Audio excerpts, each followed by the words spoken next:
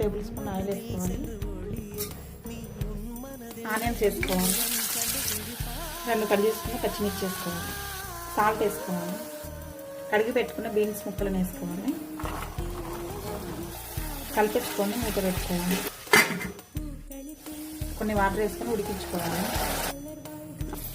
ఇలా కొంచెం మగ్గిన తర్వాత కొంచెం పసుపు వేసుకోవాలి. ఇలా మగ్గిన తర్వాత 2 ఎగ్స్ పలగొట్టుకోవాలి.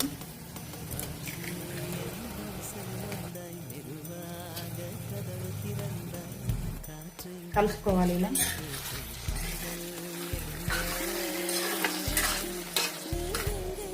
కొంచెం ధనియాల పొడి, మిరియాల పొడి,